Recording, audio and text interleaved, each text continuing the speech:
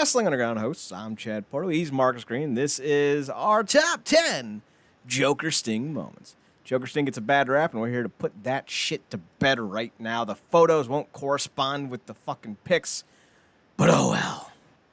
With that being said, I'll go first. Number 10. That's right. I just said it, and I completely forgot. Oh, this one actually corresponds. It's Sting versus Ric Flair. It's right before Bound for Glory.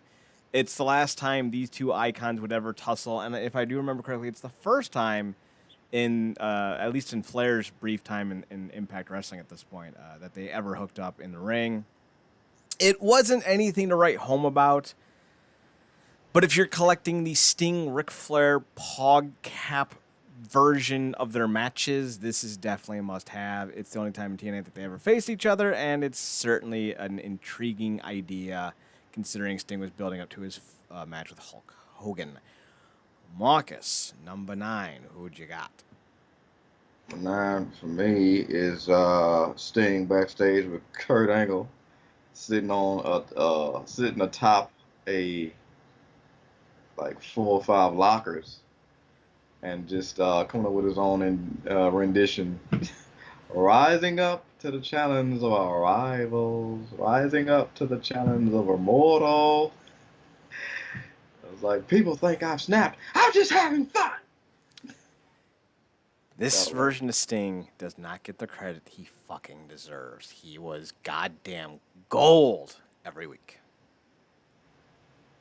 Every week, man. If it wasn't for the hidden perspective idea that they were trying to implement, the anything can happen in Impact Wrestling, I think this era would have been a lot more well received, personally speaking. I do have a photo for that, by the way.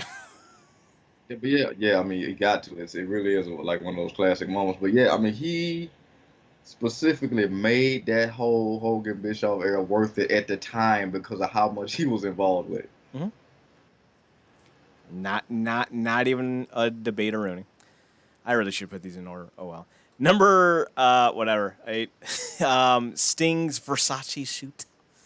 That was definitely one of those that I will never forget. He just walks in and he's got a little fucking crow with him, and he's like, "You like my new suit, Eric? $5,000, Versace." Just I don't know why. I just fucking loved it. It's so good. Number 7. That's 7 for me, man. I'm going Sting's poker face. Him with that whole old deal. I got an ace. I got an ace here. I got an ace there. And this was like one of the few times like saying ace wasn't brought along with cringe, because we obviously know what would follow down the line eventually after the whole immortal thing. But yeah, man, this was vintage Sting. Again, another confrontation with Immortal, with a poker table in the front of him, just going off. Great moment, and this is also alluding to him again trying to disband Immortal and get the power back in the hands of Dixie Carter. And this when he had the clowns up in the rafters, one of which we would find out would be Kurt Angle. I forgot the others, but it was some good stuff. This almost kind of lent itself to the idea, like you were talking about earlier, about anything could possibly happen. Mm-hmm. But yeah, it was just another great little moment. Number 6, going to Bound for Glory. Again, should have put these in order. Oh well. They're all one thing. Just fucking roll with it. Sting turns Hulk Hogan at Bound for Glory. It was the almost the de facto end of the Joker Sting character as we knew it. I always contested that it should have been the main event of the night because you couldn't follow it just because of the nostalgia of it all. And that's one of the reasons why Rude and Angle did not have the ending that the crowd reacted to as they expected, because the big go-home would have been Sting and Hogan closing the show. For once, Hogan's ego didn't get in the way, and it should have. What are we on? Number 5? Yeah. Yeah, just kind of piggybacking off of, I think it was your first pick with Sting and Flair. Mm-hmm. This is the confrontation before the match, because Hogan and Flair came out and was talking. Hogan was doing this talking, and Ric Flair was just kind of there, and then Sting came out, and he just went on this little tangent because Hogan wanted him to just be done. Enough of the games, brother. Enough of the games. Where's the old Sting, man? Shake my hand, dude. And Sting just went off on this. Well, let me ask the crowd what they want. Does everybody want to get a puppy? They give everybody a puppy, and then they just went on this tangent, and then he started acting. He was like, "Oh my God, Hawk, can you get me flowers? I love chrysanthemums. I love them red. How about the red and yellow for you, Hawk?" Like it was just this whole thing, and then Flair just went Flair. He went Flair, and he was like, "You want to see crazy? You want to see crazy?" And he did the whole drop the elbow on the ring thing, and it was just to see that Flair go back and forth with that Sting. You can't ask for a better segment. Like he literally almost backhanded Hulk to get off him. It was hilarious. It's one of the best segments of the year, easily. Number 4, I'm going to the progenitor of the Sting Joker gimmick, which was the "I'm the Stinger and I'm not done yet" gimmick, which is or not gimmick, but the segment. That's where I think he started the Joker gimmick, because that was also, outside of it being just a great line, he takes face paint and chokes Hogan and drags it across his face. And it was kind of like just like the what would Sting ultimately become, what was made in that moment. So it has to be on the list just because it's like the first real instance that I can remember of Joker Sting being Joker Sting, and of course that whole line was just fantastic, and it started to show the cracks in the character. Marcus numero tres. Yeah, this is piggybacking off of another pick of yours was when he basically he crowed Eric Bischoff. Pack. You stay back. You stay back. I'm not the such and such. You put on I'm not the network executive. I lied.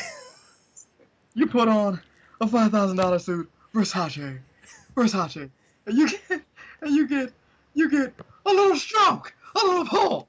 They believe everything you say. Like it's just brilliant. Damn it.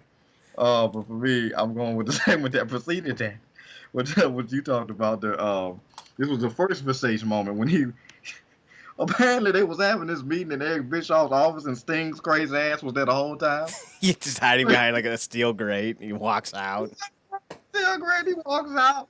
And the freaking Abyss is there and all that stuff. Cause this whole thing was supposedly about they were supposed to be stomping out the X Division. They sent Abyss in to stomp out the X Division, but the pay-per-view performed so well, the network execs basically wanted a reinfusion of X Division. And all of a sudden, Sting comes out and he does the Verjace, and he wants a hug from Karen. And then freaking Bully's there, stupid, and freaking Hulk Hogan, "You're in dangerous territory, dude. You're in dangerous territory." And then it just goes off on this whole diatribe. He drops the something about the suit, the Versace. Sting say, "Freaking Karen, you're nuts, Sting. Thank you, Karen." And it just goes on. He just goes on this whole thing, man, and basically says he's a network executive, makes everybody drop their jaw, does the whole thing about Anderson's gonna face Kurt Angle, but in a steel cage. Everybody's going off, and he drops the classic "ta-ta" for now. It was brilliant, and one of the few Impact videos that actually cracked 1 million views. Yeah. I think the thing when we talk about that moment with Karen, which was probably the best part of that entire little exchange, was the deadpan way in which he accepts the compliment. "You're crazy." "Thank you, Karen." Sting has lost all fucks at that point. My number 1 has to go to, and the segment, the photo was already used. Sting winning the world title from Mr. Anderson, while it's crazy Sting. Crazy Joker Sting, if you will. Anytime Sting wins a world title, I always mark out for it, even if it's for 2 hours, like in 1999. So definitely always going to be my number 1 pick, because it just needs to be. It's truly just one of those moments that kind of, as a Sting fan, perks you up. By the by, I love that fucking suit. I'm going to wear that suit to Zach's wedding. No, you actually should. By the way, that line, one of the lines in that segment. "Oh, is it because my red's clashing?" Number 1, Marcus. Number one for me. I'm going with the segment where Sting literally was trying to force out the OG Hulk Hogan. But it was really the totality of the segment because Hogan was in the ring with Anderson, and he starts out backstage beating the piss out of Immortal with his bat. And one of my favorite moments in that, of course, was a goofy ass Bully Ray holding up a steel chair to his face and Sting just slapping the chair. Oh, That was great. He comes out. No, he doesn't come out. He appears in the ring, Sting style. Anderson hauls ass. He starts beating Hulk Hogan, telling Anderson he's coming for him. They got unfinished business. And then Hogan just cradles in the corner because it did. I mean, we all know Hogan can't really move around for crap. He just goes in the corner and Sting's like, I want the OG Hulk Hogan because I grew up a Hulk Hogan mark. And say your prayers. And eat your vitamins. And freaking Stig has the face paint, and he paints them again, and then he's like, let's show him some of these vitamins. Does anybody have some water? I need some water with it. Like, it's the whole thing. Then he slapped on the Scorpion Deathlock, and then that was the whole thing. Then everybody came out, and then this was the beginning of him actually truly goading Hogan because he was like, by the end of the night, I'm going to kick your ass, dude. And then he literally just walked out of the ring. It's great. One of the best, like the whole thing about, like, Hogan was an acceptable asterisk on this whole thing because you didn't really care, but because it was Sting and they needed to do it, because I think the thing that followed it was he goaded retirement and Sting punked him. Mm-hmm. And he blurted out something. I lose. Dixie Carter gets back to company. Oh, that's all I wanted. Ta-ta for now.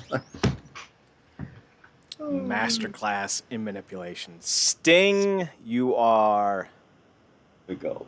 the man. All right, we'll be back on Wednesday for a fun little list, WCW talent to build around if WCW didn't die in 2001. We're going to pick up right where the company left off and give you the 10 picks, 11, that we have, and it'll be fun. So, realnerdcorp.com, RealNerdCorp.com, Twitter, NerdCorp, Instagram, realnerdcorp. Links down below. Like, subscribe, comment. Marcus, you can be found on Paradox Kid on Twitter, PARADOXKID. That is me. You can also find him on his other podcast, The True Penny Show, on Twitter, TruePennyShow. And I'm on Twitter at Chad NerdCorp, ChadNerdCorp, and on Instagram at Chad's Photo Hut. And as always, Marcus, take us home. Good night, me. What you gonna do, brother?